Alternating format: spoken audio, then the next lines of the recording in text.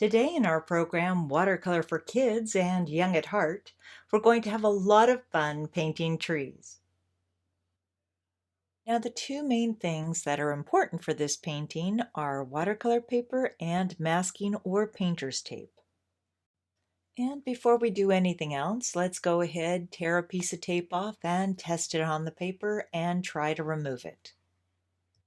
So you can see that I have three different types of paper, and what I'm doing is just testing it to see how the tape adheres to the surface. So here I have note paper, and when I try to remove the tape, you can see that the paper fibers stick to the tape, and it can easily tear the paper. So we don't want to use this. So this one's fine. No fibers stuck here. And so is this. So make sure that you're using watercolor paper and either masking or painter's tape. Now, depending on what I'm doing, with smaller paintings, a lot of times I like to put tape around the edges. That way I have a nice clean look to the painting when I'm done. The next thing we're going to do is take the tape and cut it into strips. Now you can use wide or thin tape, or you can even tear it into long strips. And as you do this, you can either go ahead and put them over on the side, or you can put it on the paper. Now, since we're making a grove of trees, try to have all the strips of paper going in the same direction. You can make them different sizes, they can be slightly off to the side, they can be tilted, and actually, if you wanted to have one on the ground, you can. You can make it horizontal, but keep it on the ground, not in the sky. And if you want some branches, just make some smaller sizes. Or make some different shaped trees. Just have fun and see what you come up with. Then when you're ready, we can start painting. Now, depending on the season will determine the color of the leaves. And if you really wanted to be creative, you could actually make them any color you want. Now for this lesson, I'm going to be using a very simple children's set, so colors can be limited. Now, if you want to expand your range of color, you can mix them together, or you can use an adult student set, or even a professional set of watercolor. So here, I'm actually looking for a light green color. You could use yellow if you want, but what I'm doing is mixing together a yellow and a green. Now, I don't necessarily want all the color to look even, so using the brush that came with the set, I'm going to apply random strokes of color here and there.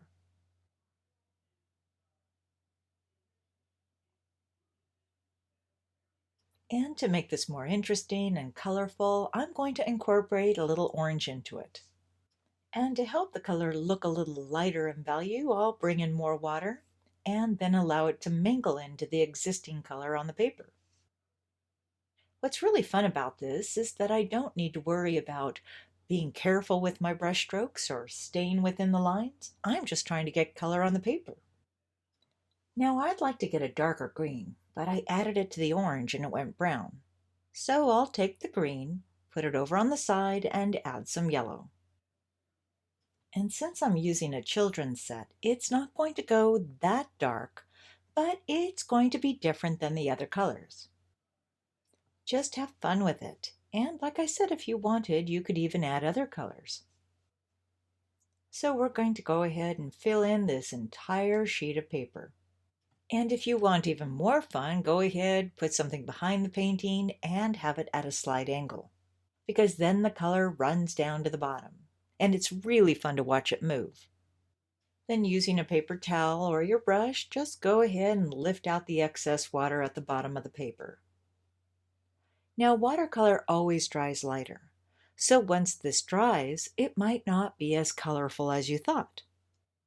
So what you could do is let this completely dry and then come back in and add more color. Or if you just can't wait and you want to do it now, while the surface is still wet and you want to see that color mingle, we could try to do that now too. The only problem that can happen is that the paper may warp a little, so you may want to attach the paper to a board. But if it's on a pad or a block, you don't have to worry about it. So let's go ahead and add more color. And I'm going to speed this up a little so you can see how much fun it is to see that color move.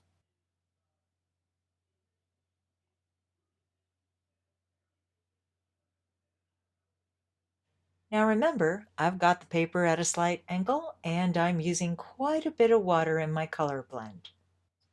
Then once you're happy with the amount of color you have, go ahead and let this dry for a moment. And if you think that it's taking too long, you can either put it outside in the sun or let the wind blow it dry, or even use a hair dryer. Now we really don't need this to be completely dry, but we want it dry enough that when we add another color on top, that it doesn't just dissolve into the water that's on the surface. Now we already have our foundation color, so it's time to make some leaves. And to do that, we're just going to use the same basic colors with a little more water and then gently tap the brush. And if you're thinking that you really want to go wild with spattering color, you may want to consider taking it outside. And like we did before, you may want to mingle different colors when you spatter. Now to have this be the most effective, try to work within families of color. What that means is different greens within that family of green, different yellows within that family of yellow, and so on. And at this time, another thing we can do is put some grass in. Now you don't need to paint every blade. Just wiggle your brush and make some random strokes. Then go ahead, let everything completely dry, and then let's remove the tape. Now you can see how the tape protected the white paper underneath. Now we're not quite done. We just need to remove all the tape. And if you want, you could even spatter more color.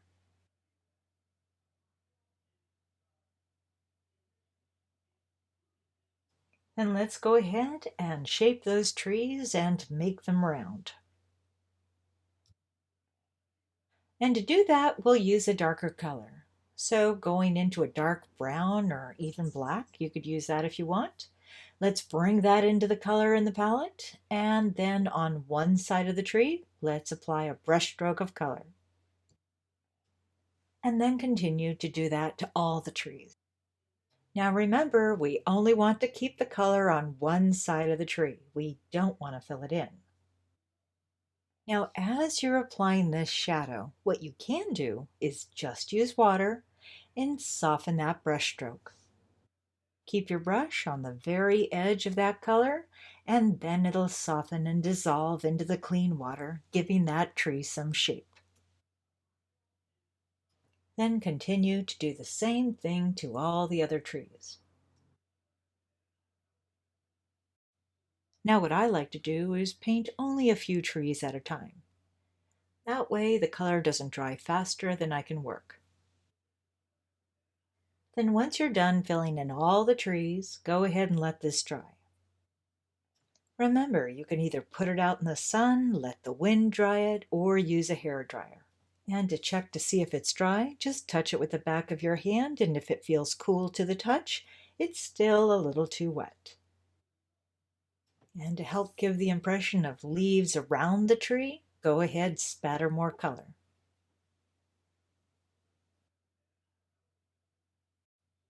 Now it's time for the branches, and if you want, you can even practice this first before you bring it into the painting.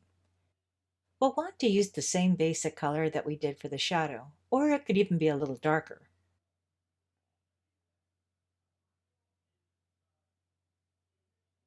Now if you use the tip, don't press too hard, otherwise the branches are going to be really fat and thick. Another way to have thinner branches is turn the brush around and use the handle. Dip that in the paint and drag it over the surface of the paper. Now you can do it any way that you like, but it's nice to know that there are different ways to do it. Or if you want, you could use a brush that has a very thin, skinny tip. Now your branches don't need to be straight. In fact, it's much more interesting if they aren't. So practice wiggling your brush and then go ahead and put them in the painting. Then once you've got the branches in, let's start working on the bark. And for that, all we're going to do is use the same color that we did for the branches and make a few lines going down the tree.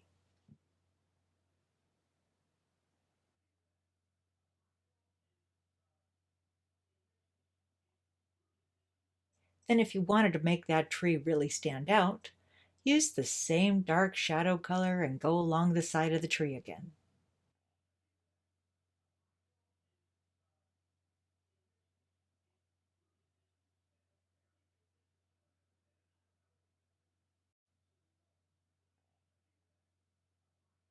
And if you can, try to notice the difference between the trees with the soft edge and that harder line.